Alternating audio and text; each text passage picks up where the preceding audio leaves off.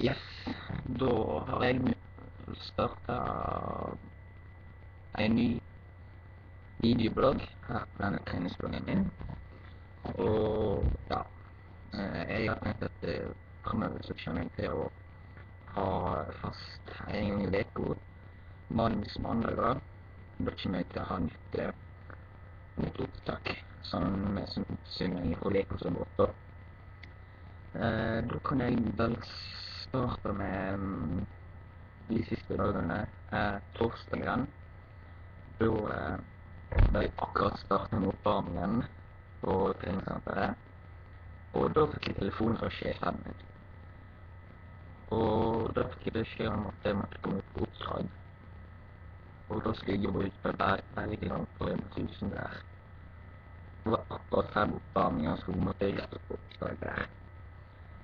Samtidig så fikk jeg beskjed om at jeg skulle ut på vakt både fredag og lørdag. Fredagen, da skulle jeg jobbe fra 3 til 10, så da fant jeg ut at da kunne jeg ta og legge meg til da 14 ukers bicepsprogrammet som er gående. Da har jeg lagt til at jeg skal gjøre hver fredag, så det rakk jeg å gjøre før jeg reiste på jobb på fredagen. Jeg fikk også beskjed om at jeg skulle på jobb lørdagen. Da jobber jeg fra 12 til 8, og siden natttoget så gikk klokka 11, så hadde jeg gjort 3 timer dødtid. Så fant jeg ut at jeg kunne ta meg litt treningsøkt på lørdag også.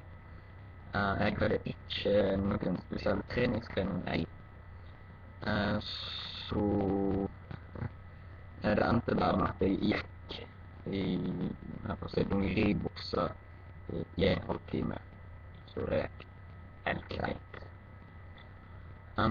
Søndagen, da var jeg hjemme og slappet av med fotball-TV-en, bare helt vanlig avslappingsdag.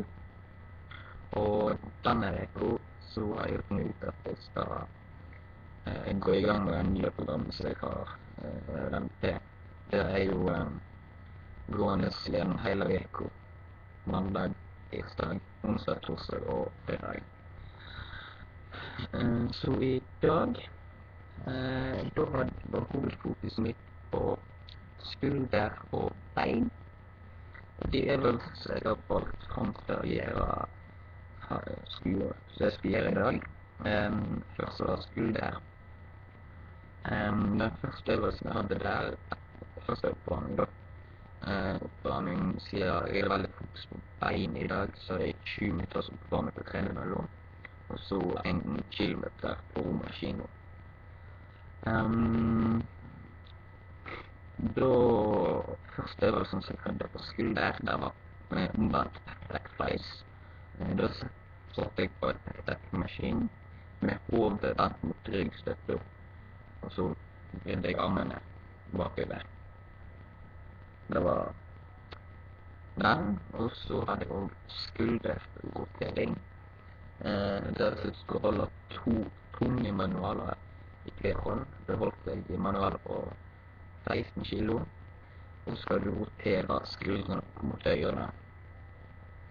På begge de øvelsene så hadde jeg 4 repetisjoner og hadde 3 sett på i. Den tredje, det var frontel. Da skal du holde en manual. Jeg holdt en 4 kilos manual, og så løfte den opp mot skulderhøyde og tilbake igjen ifra. Da stod jeg helt rett, og så løfte opp mot skuldrene, og så ned igjen. Den fjerde øvelsen og siste på skuldrene, det var stående roing. Det er på en måte, det kan minne litt om markløft. Eneste forskjellen er at du løfter den ifra lårene og mot brystet, og ikke på gulvet og til lårene. Så det er egentlig forskjell. Da holdt jeg vanlig stang på 10-15 kilo. Jeg var ferdig med de 4 øvelsene.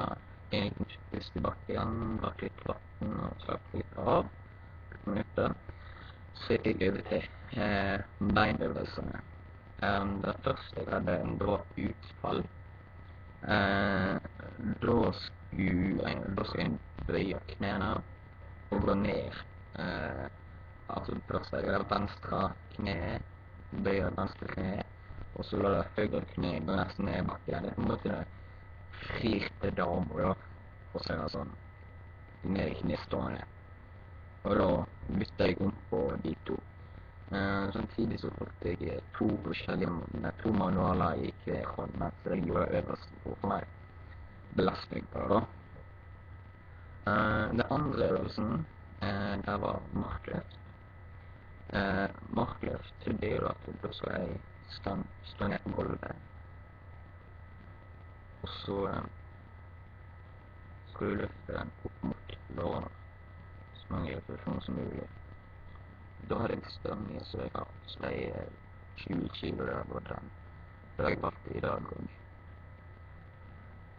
Der er det også tiltak med 10 repetisjoner på den. Jeg la også på første settet, da var det kun stønge, da var det 20 kilo. Og sett 2 og 3, da plusset jeg på 2,5 kilo på hver siden, så det ble 25 kilo på de to siste settene. Akkurat det samme gjorde jeg når det er knebøy. Da skal du holde resten på, så skal du gå rolig på skuldrene, og så skal du bøye deg helt ned. Og der er det også på første settet 20 kilo. 10 repetisjoner, og på sett 2 til 25 kilo. 10 repetisjoner der også. Siste øvelsen her på bein, det var lårkurv.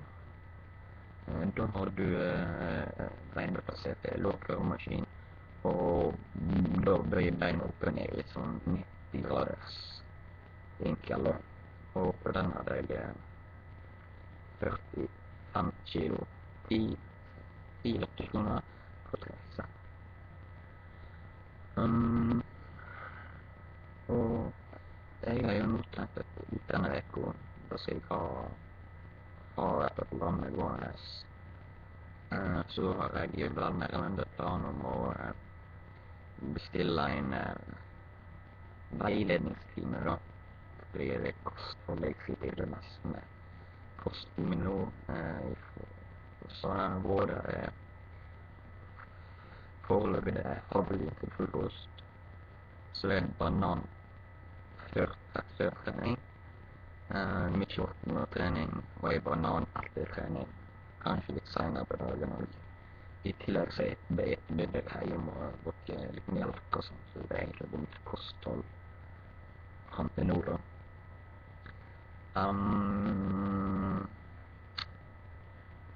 Og ja, så skal jeg ha dette ut veka, og i morgen da skal jeg trene bryst og biceps til planen min. Jeg er oppe i morgen tidlig, klokka 7, det er noe 6 timer til, sånn som jeg setter på her. Da skal jeg reste bil, og så skal jeg trene bare 2 timer før jeg skal hjem igjen. Yes. Som sagt, jeg kjente å ha en sånn videobok som er gående hver mandag, forhåpentligvis fremover. Så får vi se hvordan det blir videre. Hei, sjalabais.